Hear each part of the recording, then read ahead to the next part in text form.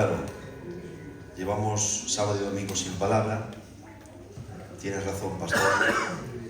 Entonces compartimos un sentimiento, hermano, sencillico, algo sencillo. Y espero que el Señor en esta tarde, en lo sencillo, nos haga bien, ¿vale? Gloria a Dios. ¿Qué tal os encontráis? Bien. Bien. Bendecido. Amén. Bendecido. Gloria a Dios. Amén. Lucas capítulo... Quisiera hablaros en esta tarde de algo hermosísimo. El título es Dios honra a los que le honran. Amén. ¿Cuántos quieren ser honrados por Dios? Digan amén. Amén. Lucas capítulo 1, versículo 8, dice así la palabra del Señor, en el nombre del Padre, del Hijo y del Espíritu Santo. Amén. Aconteció que ejerciendo, verso 6, 1:5, hubo en los días de Herodes, rey de Judea, un sacerdote llamado Zacarías, de la clase de Abías. Su mujer era de las hijas de Aarón y se llamaba Elisabet. Ambos eran justos delante de Dios y andaban irreprensibles en todos los mandamientos y ordenanzas del Señor, pero no tenían hijo porque Elisabet era estéril y ambos ya eran de edad avanzada. Amén. Tomamos asiento.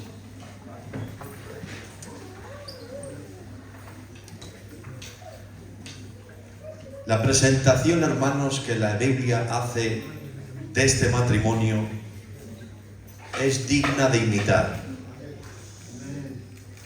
No he visto matrimonio más señalado que este en todo el Nuevo Testamento. Por más que mires en el Nuevo Testamento, que son 27 libros, no hay un matrimonio más señalado para bien. No hay un matrimonio que la Escritura resalte más que este. Zacarías y Elisabet. Y dice, y ambos eran, fijaros, justos delante de Dios, irreprensibles en todos los mandamientos y ordenanzas del Señor. Ahora bien, ¿en qué contexto vivía este matrimonio para tener este nivel de santidad? ¿Es que todo les iba bien? ¿Es que vivían en un tiempo de abundancia? ¿Es que estaban en avivamiento? ¿Es que el templo estaba en avivamiento? ¿Es que todo el mundo buscaba a Dios? ¿Es que había muchos milagros en aquellos días? ¿Es que el rey era muy santo? Todo lo contrario. El contexto histórico de este matrimonio es que gobernaba, dice, por eso lo dice la Escritura, hubo en los días del rey Herodes un sacerdote. Vivían en un contexto histórico de un rey pagano, un rey malo, esquizofrénico. Cuando se sentía que alguien le hacía sombra, les mataba, mató de su familia no sé cuántos, porque estaba lleno de paranoias, estaba loquico, y cuando se veía amenazado le daba por matar. Por eso cuando vinieron los magos de Oriente y le dijeron, ¿dónde está el rey de los judíos que ha nacido? Dice, y el rey Herodes se turbó. Y fue cuando ordenó la matanza de todos los niños menores de 2 años. Fijaros qué sanguinario era, que no le importó hacer una masacre y matar a niños en mantillas. No tenía humanidad, no tenía sensibilidad. Era un rey perverso, satánico. Ese era el contexto histórico. Y el contexto religioso, es que estaban en avivamiento, había milagros. En avivamiento, un contexto religioso de hipócritas. El sacerdocio corrompido, los fariseos sepulcros blanqueados. Religiosamente es verdad que en esos tiempos no adoraban ni a Baal, ni a Astaroth, ni ofrecían sus hijos a Moloch, porque en la depravación, en la deportación de Babilonia, fueron curados de la idolatría literal, pero se fueron al otro extremo, a idolatrar el sistema cúltico, a idolatrar la nación de Israel. Por eso de ahí el texto que dice: cuando el espíritu inmundo sale de un hombre, anda por lugares desiertos y deja su casa desocupada y vacía, su postrer estado viene a ser peor que el primero. Y dice la Biblia: así acontecerá a esta nación. Ese texto siempre se ha utilizado para llevarlo a la persona individual que es liberada de los demonios, que su postrer estado, si no se convierte, viene a ser peor. No está hablando a personas individuales, está hablando que la nación de Israel quedó vaciada de la idolatría de Baal, de Astaroth, pero vacía sin Dios. Y por eso su postrer estado vino a ser peor, porque sí, que habéis dejado de sacrificar a Baal, a Astaroth, porque yo os he enjuiciado 70 años deportados, pero estáis vacíos, sin Dios. Y se fueron a un orgullo nacionalista, a una religión hipócrita. Y por eso el postrer estado fue de Guatemala a Guatepeor. Y por eso Jesús tiene que denunciarles: hipócritas, fariseos, que devoráis las casas de las viudas, que sois que limpiáis lo de fuera del vaso. Hipócritas, fariseos, que diezmáis la menta y el comino, pero habéis pasado por alto la justicia, el amor, la misericordia y la fe. Hipócritas, fariseos, hacer lo que ellos dicen, pero no hagáis lo que ellos hacen, porque ellos oran y ayunan para ser vistos. Se fueron a una religión externalista, pero no la vivían por dentro. Todo era una hipocresía pura y dura. Su casa desocupada y vacía. Su postrer estado fue a estar mucho peor que antes. Ese era el contexto histórico y el contexto religioso en el que vivió Zacarías y Elizabeth. Pero eso a ellos no les privó. Eso a ellos no les condicionó. El rey que gobierna es pagano, es un demonio. Los pastores, los fariseos y los escribas son unos liosos, son unos hipócritas, los sacerdotes corrompidos. Pero yo y mi mujer andamos irreprensibles, respetamos a Dios, amamos a Dios, bendito sea su nombre.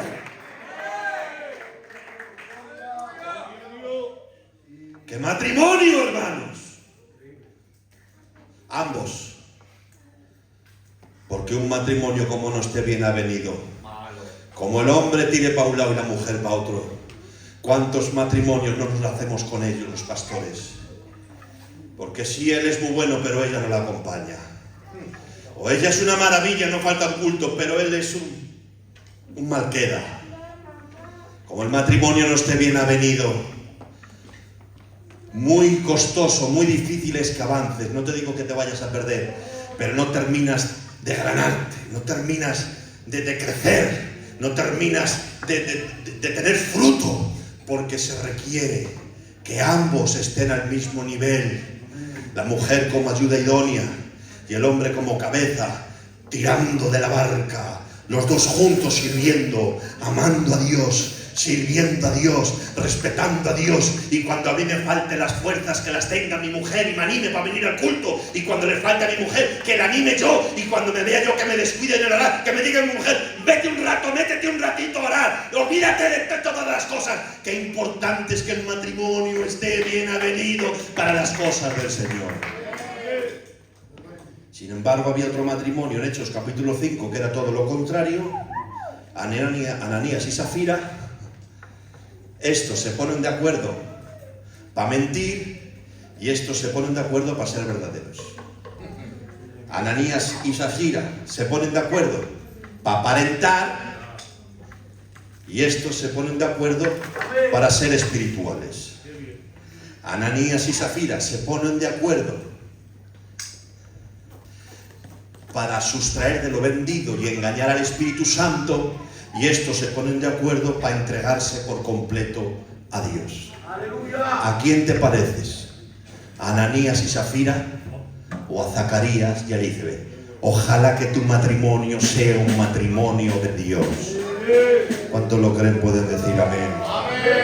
En este contexto de días tan oscuros hay un matrimonio donde la Escritura resalta que ambos eran justos, esperando la venida del Mesías,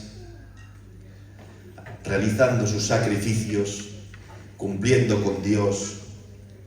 Oh, hermanos, Dios siempre ha tenido un remanente santo. Siempre. Por mucho que se haya degradado el pueblo y la vida, siempre ha tenido Dios un remanente santo. En este mismo libro también estaba Simeón, que dice, sobre Simeón estaba el Espíritu Santo. Y le había revelado que no se moriría sin ver al Salvador. Y dice la Biblia que cuando José y María fueron a presentar al niño Jesús, dice, y Simeón, movido por el Espíritu, qué importante es ser movido por el Espíritu. Que los movimientos humanos y carnales son estériles, que necesitamos ser movidos por el Espíritu. Va al templo y ¿por dónde se encuentra? A José y a María, Simeón.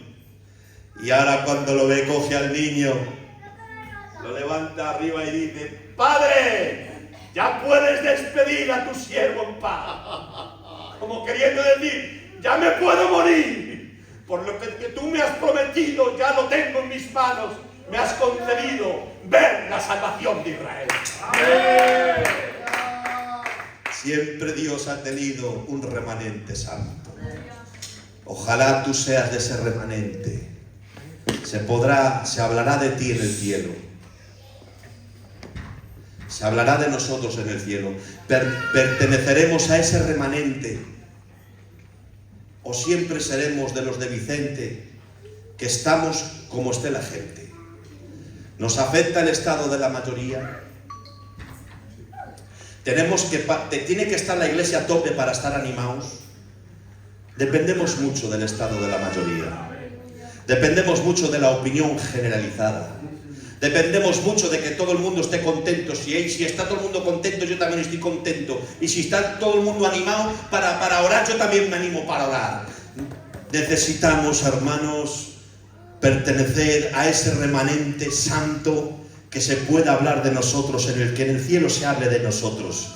Que no nos adaptamos al estado de la mayoría, que no nos adaptamos, dice, no os conforméis, no os adaptéis a este siglo, sino transformaos, ir contracorriente, que la mayoría no se os comprima en su vana manera de vivir, sino que vosotros seáis una excepción, caminando bien, viviendo bien, pensando bien, el nombre de Dios sea glorificado. Me doy cuenta, hermanos míos, que Dios honra a los que le honran. Amén. Zacarías y Elizabeth no pasaron desapercibidos delante de Dios, porque Dios les honró de dos maneras. Número uno, dejando aquí escrito en el canon bíblico que era un matrimonio. Vaya premio que les dio Dios.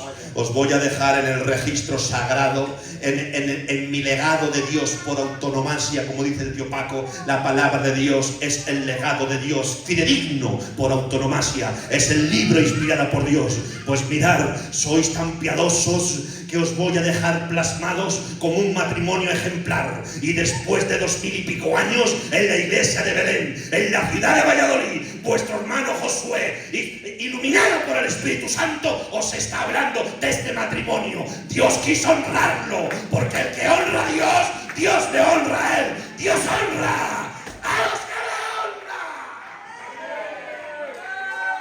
Honra a Dios, jolines, para que Dios te honre a ti.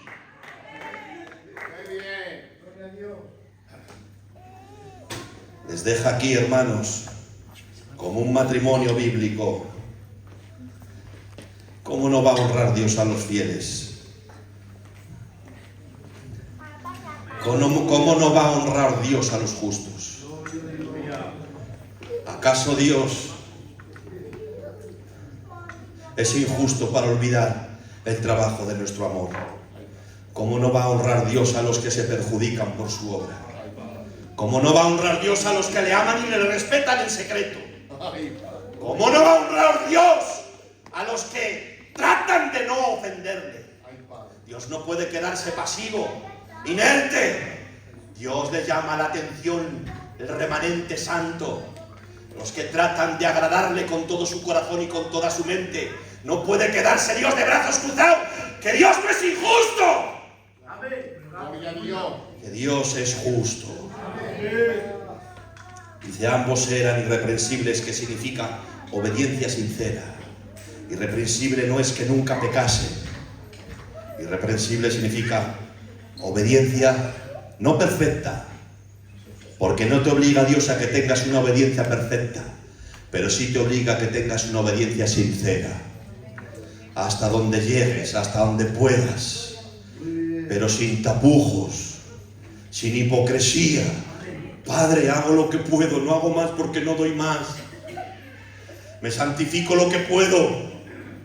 No puedo orar más que 15 minutos, pero esos 15 minutos los hago con mi alma.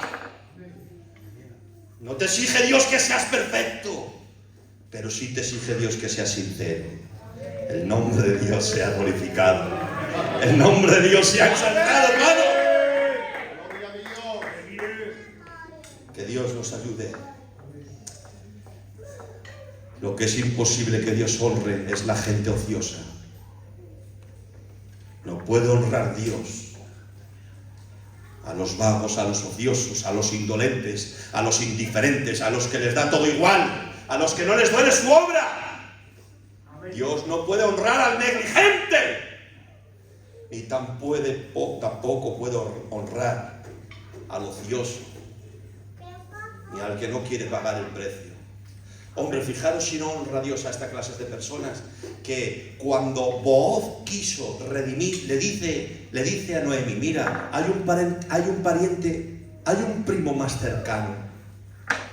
Si él no quiere redimir, redime yo, que yo soy primo segundo. Y hace una reunión de ancianos, mira, y diréis cómo le llama a este personaje, la Escritura. Fija, es que la Escritura registra lo que tiene que registrar. Y cuando se acercó el pariente cercano, le dice Booz, ahí está, fulano. Fulano, ¿y sabéis por qué le llama fulano? No le pone nombre, porque le dice Booz, ha venido nuestra prima Noemi, ha venido arruinada, viuda, sin un duro, y quiere vender las tierras. ¿Quieres tú redimir? Y dice, vale, yo redimo, pero te tienes que hacer cargo de su nuera y tienes que levantar descendencia del difunto. Y dice, no, redime tú, no vaya a ser que dañe mi herencia. Claro, porque había una ley que la mujer que muriese sin marido y el que la cogiese levantaba linaje, pero del apellido del difunto, no suyo, y eso ya ahí no le dio la gana. A ella no quiso pagar el precio, y por eso la Escritura le llama fulano. Porque al que no quiere pagar el precio, Dios no le honra. Dios honra al que se implica, al que se involucra, al que se santifica, al que obedece. Dios honra al que le honra, pero al que no le honra, Dios le tiene en poco. ¿Y dónde pone eso, Josué? Elí, has honrado más a tus hijos que a mí. Has contaminado el sacerdocio. Has menospreciado las ofrendas. Tus hijos estaban cometiendo vileza con las doncellas que venían al templo. Tenías poder para quitarles el cargo, pero no has querido quitarles. Has honrado más a tus hijos que a mí. Por lo tanto, te digo, yo honraré a los que me honran, pero tendré en poco a los que me desprecian. No habrá hombre que muera de viejo en tu descendencia. No va a haber joven, van a morir de viejos. Y vas a morir muerto, lleno de pulgas y arrinconado. Porque a los que me desprecian, yo les tengo un poco. Pero a los que me honran y ponen mi honor en alto, yo les honro. Está deseando Dios honrarte. Está deseando Dios justificarte. Está deseando rodearte Dios de bendiciones. Está deseando Dios prosperar todo lo que toque. Pero Él también quiere ver en ti una disposición santa. Que te duela Dios, que te duela ofenderle, que te duela faltar un culto, que te duela pecar, que te duela su obra y que seas un hombre y una mujer de Dios.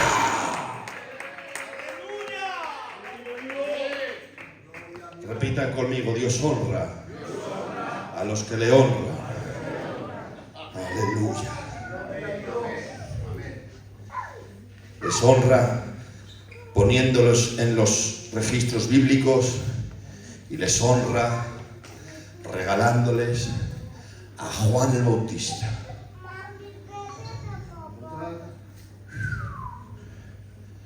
Fijaros, hermanos, ¿qué esperaría ya este matrimonio con 80, 90 años y con una matriz estéril? ¿A qué aspiraban ya? Contexto histórico nefasto, contexto religioso hipócrita, y encima tengo una espina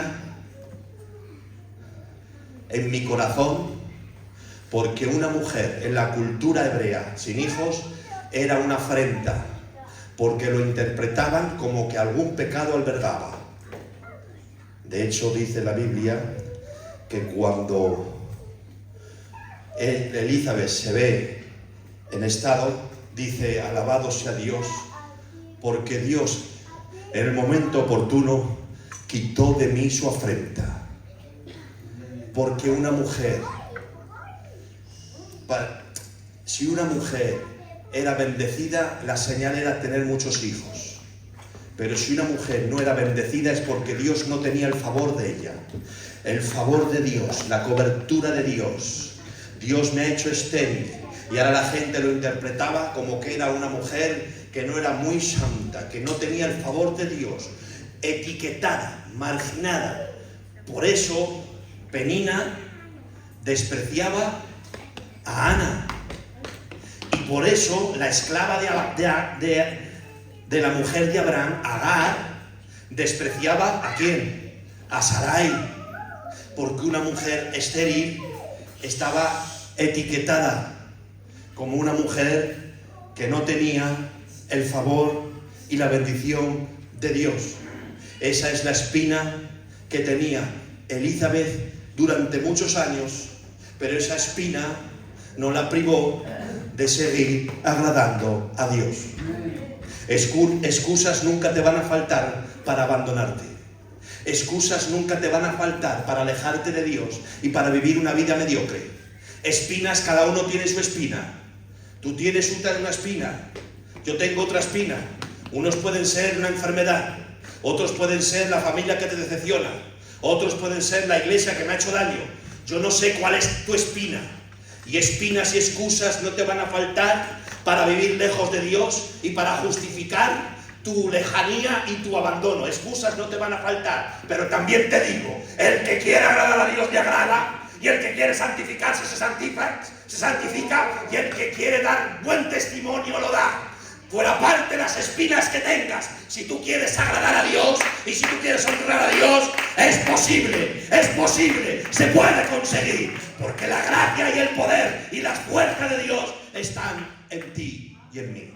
Amén. El nombre de Dios sea glorificado. Amén. El nombre de Dios sea ensalzado. Oh Elizabeth, cuántos años de frustración, cuántos años en una oración sin respuesta, cuántas preguntas te habrás hecho, Elizabeth. ¿Por qué me ha hecho Dios estéril si yo no estoy pecando? Oh Elizabeth, cuántos se te habrán fundido los plomos, pero si yo no soy una mujer pecadora para que Dios me haga estéril. Señor, y mis ayunos y mis oraciones, 40, 50 años orando. Abre mi vientre, Señor. No entiendo, no comprendo. Oh, hermanos míos, oraciones sin respuesta. Esa espina que la quitaba las ganas de vivir, que la quitaba las ganas de levantarse por la mañana, que mi marido tiene salud y que no me falta para comer, pero no hay niños que corran por casa, que no hay niños que Señora, que esté una niña fea, algo. Pero que va, hermanos, se hizo ancianica y Dios no la concedió, hermanos, la bendición, aleluya, de poder ser llamada madre. Pero atención, el carácter de este matrimonio estaba tan alineado con Dios que ya no dependía de nada externo para agradar a Dios. En ellos se forjó un carácter, y lo que hacían ya no se tenían que esforzar. Se volvieron justos, ya no se tenían que esforzarse por ser justos, ya no tenían que esforzarse por guardar los mandamientos, porque se forjó en ellos un carácter de vida cristiana, porque Dios estaba sobre ellos y porque Dios les estaba honrando, y llegó un momento que superó esa frustración y eran ambos irreprensibles, justos y piadosos, porque estaban alineados con el carácter de Dios. El fruto del Espíritu en nosotros, lo que busca Dios es alinearnos con el carácter de Dios. Es como cuando cuando tú haces a un coche una alineación de ruedas, vas al mecánico, te alinean las ruedas y ahora tú vas en carretera, y aunque dejes el volante suelto, ¡ay, mira qué bien, mira! Sin manos, y el coche va recto. Cuando está desalineado tienes que estar tirando de él porque se tuerce.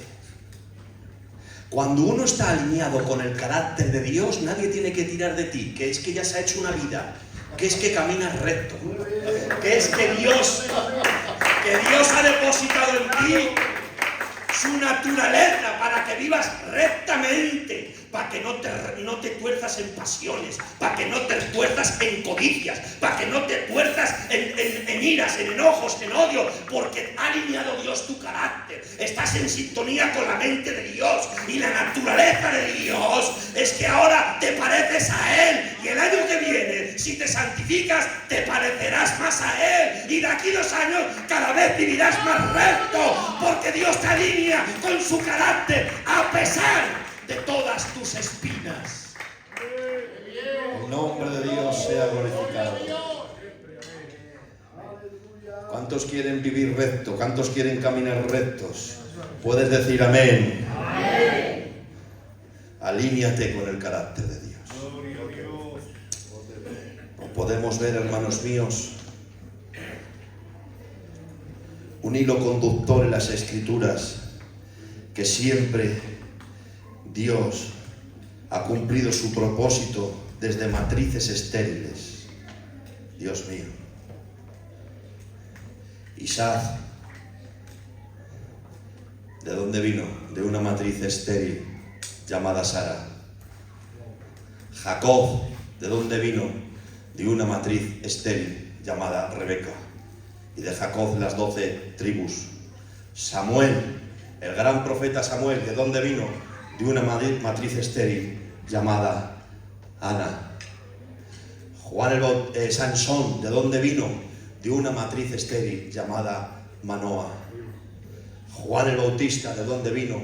De una matriz estéril llamada Elizabeth. Y es que Dios se glorifica, por grande que sea tu incapacidad. La capacidad de Dios es más grande que tu incapacidad.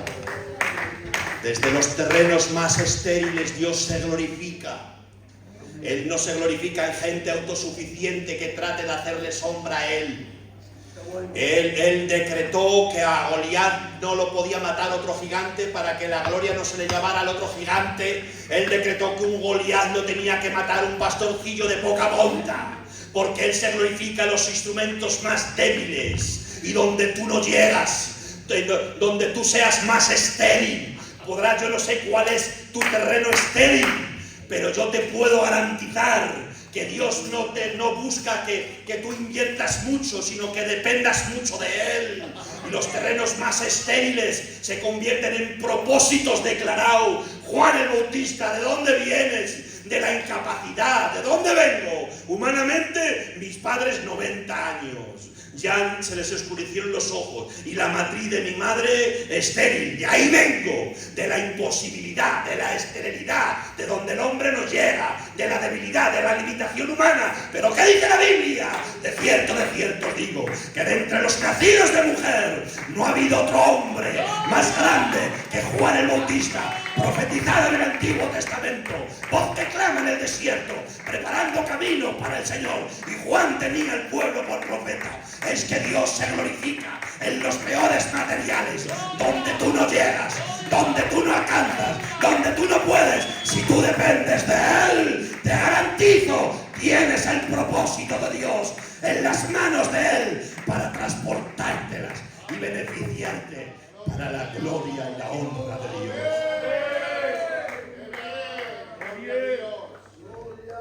Juan el Bautista,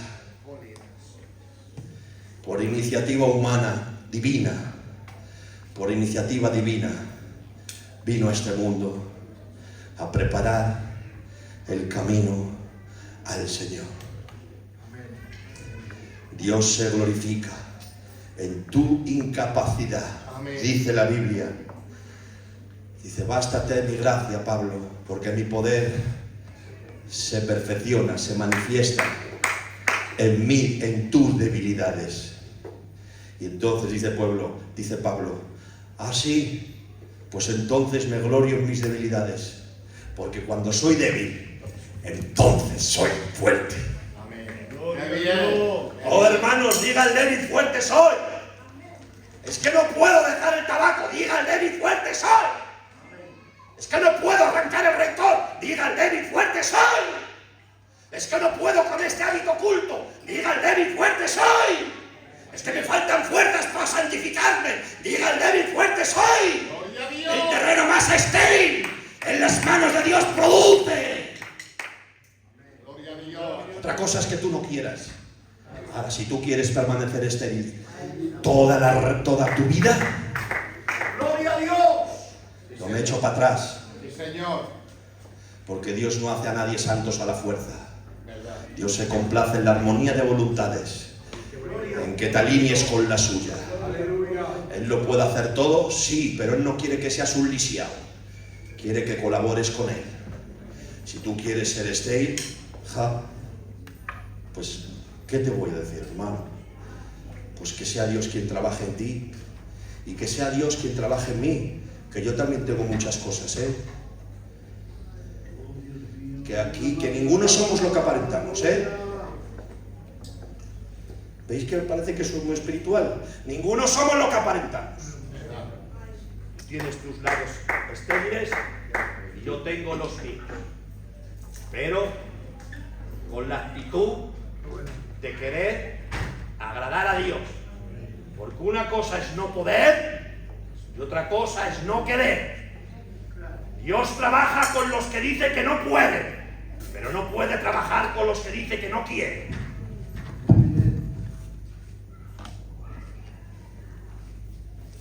Señor, este área y este área y este área me pasa como a la matriz de esa mujer, es estéril.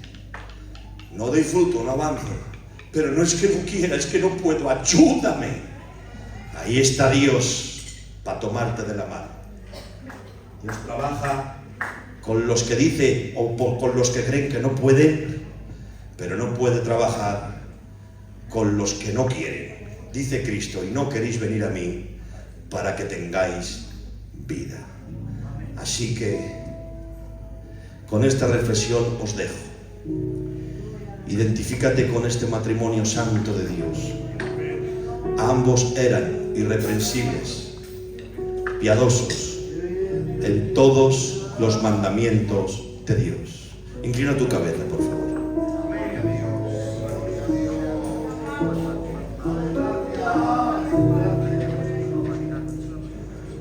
Te adora mi alma, Señor Jesucristo. Queremos honrarte y darte la gloria y la honra, Señor, en esta tarde. Yo he predicado tu palabra, Señor, yo no puedo hacer nada más. Pero tú sí, Señor.